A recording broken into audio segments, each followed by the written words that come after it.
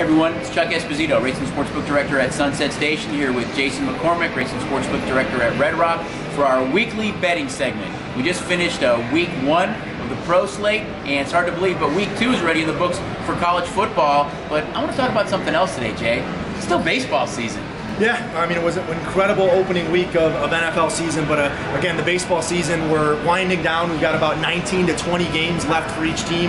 The battle in the National League is absolutely fantastic. We've got 7 teams battling for those Final Four spots. In the American League, really Boston, Cleveland have scored up their sides. Right. Houston and Oakland are going to battle out in the West. The Yankees are going to end up in that wild card. But take a look at the National League, especially. A lot of teams fighting down. Like we said, we've got about 20 games left. A lot of money to still be made in baseball.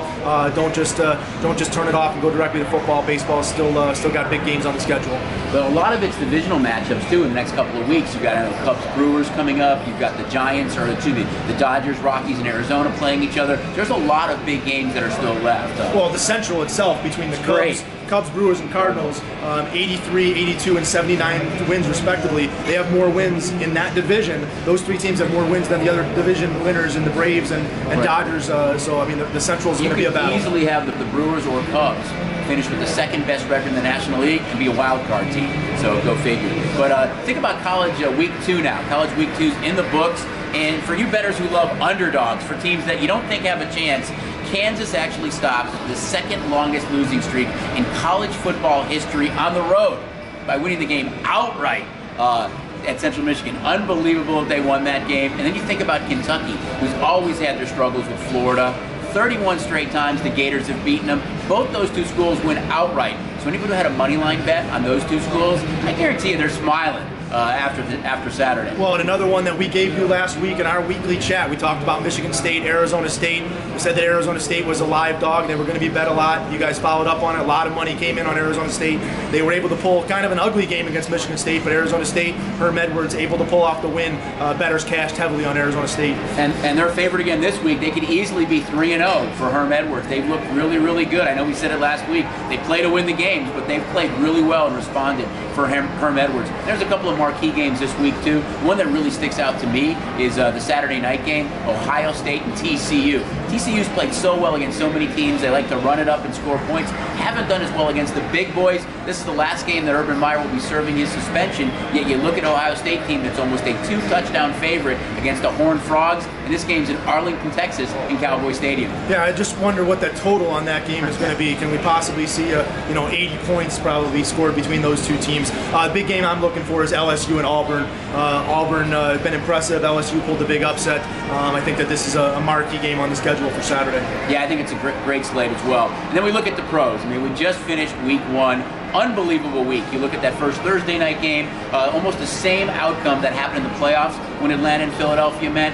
Atlanta had a chance to win it late, but didn't do it again. Matt Ryan, Julio Jones couldn't hook up. And then you look at the Sunday slate. We had the most points scored with Tampa and the Saints. You had an unbelievable Sunday night football game. I was ready to wear my Khalil Mack jersey and say the monsters of the Midways are back. But unfortunately, if you had the Bears on the money line, you are really shaking your head today because it looked like a game they had in hand. Aaron Rodgers was going out, and unfortunately, they don't get the job done. Same old Bears, I guess, against the Green Bay Packers. But what else stood out to you for week 1 in pro football? I got more gray hair and I'm balding. We were texting a lot last night. As the weeks go by. Obviously, interesting game down in Miami where we have a 6.5-hour football game between the Titans and Dolphins due to rain delays. Probably the most exciting thing during the weekend is we get a tie in the NFL between the Steelers and Browns. Browns didn't lose, though. They did not lose. You got to remember that. That's good for them. They have to go to the Saints, to travel to the Saints this week. Yeah, we get the big upset by Tampa from a betting standpoint. Again, the Bucs, probably the big team for the books this week. They saved a lot of the books, knocking down those money lines, knocking down those teasers. That was the big betting game for the books to do well, was the Buccaneers upset. Killed all the survivor pools that anybody's in out there picking winners. the game that went well for the public was the Bengals. The Bengals were able to beat the Colts and Andrew Luck's return. Had a chance. Colts had a chance with the ball, fumbled it kind of late, but that was a big win for the public, was getting the Bengals. I think the bettors did well too on the Ravens. They backed that side against the Bills. Many people think maybe the Bills are the worst team in the AFC, if not all of football. Peterman was a turnover machine again. They could have lost by more than 47-3. They looked really bad in that game. They're probably going to make a quarterback change to Josh Allen. The other one I think the bettors did well on was the Vikings against the 49ers. We had many chances in that game. Jimmy Garoppolo had the Niners in the red zone a couple of times. He had a key turnover, a pick-off 6, but that was a good game for the bettors as well, with the Vikings prevailing. I think when you look at week 2, there's probably 4 or 5 marquee games.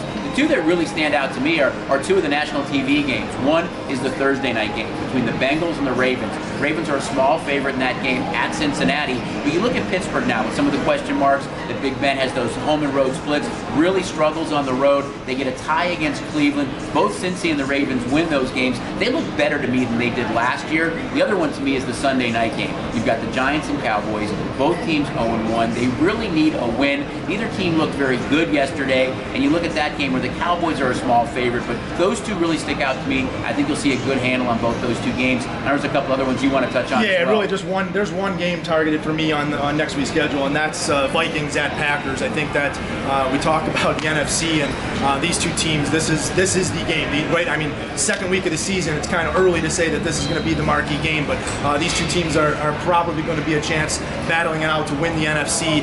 Vikings make a big statement with the home win against the Niners. Packers, I don't even want to talk about Aaron Rodgers. Again, Chuck and I are diehard Bear fans, so Aaron Rodgers, side in the thorn or thorn in the side. We were texting back and forth last night at halftime. You hate to hear it. He's a perennial MVP. He should be on the MVP all the time. But again, a very, very tight game. Going to be very interesting to see how that plays out. I think a lot depends on Rodgers too. He says he's playing after the game. He looked on TV and said, "I'm playing," with a wink in his eye. But we'll find out for sure if that knee stiffens up at all. And that Viking defense is really, really good. I think there's one other marquee game too. As you said, it's only week 2, and how can you say it's a marquee game? But you've got the Patriots traveling to Jacksonville to play the Jags. We're not sure about Fournette right now. Patriots are a small road favorite. It's possible that that's an AFC Championship game preview. And don't forget, by the crowds that we saw, you guys, week 1, unbelievable atmosphere, I think, in all of our books. We love when you guys come in, but if you can't make it or you don't want to battle the crowds, there's another option. Always go to STN Mobile. You can always get the app, able to bet from the palm of your hand. The other thing is you don't have to come in the book to fund your app. You can use the Play Plus card or Pay Near Me. That gives the option to deposit money into your app from the seat of your couch, be able to make your bets, get your action in. It's a great way to go. Again, we love when you guys come in. Even if you're in, though, you can sit in the comfort of the book and you can play in your mobile app right there. So come on in. Don't forget, it's a big week 2 in pro football, week 3 in college football. Don't forget about baseball. You got about 19 games left, as Jason said. And in the National League, it is going to be super intense and interesting with a lot of division rivalry games coming up. So we'll see you guys this week. And I got one last thing. We talk about the Golden Knights. Right. Again, it's not hockey season, but they're always on our mind. A huge pickup this weekend to get Max Pacioretty from the Montreal Canadiens. That was the Canadiens' captain. He's scored over 30 goals in 5 seasons. This is a huge pickup. Again, George McPhee working the magic with the Golden Knights. I think that's a huge acquisition. You know, it's strange that one of the guys that he deals is Thomas Tatar, and that's somebody he picked up at the trade deadline. So it was obvious to him, I think, that Tatar didn't fit. He was inactive for some of the postseason games, that he wasn't a good fit. They do trade Nick Suzuki, who was one of their first-round picks in their inaugural draft, who's a very talented young kid. But you're right. I think McPhee realized he had to get another scorer, especially with Nate Schmidt suspended, and maybe they're still in the Erik Karlsson race. So we'll see what happens, but interesting times if you're a Golden Knights fan.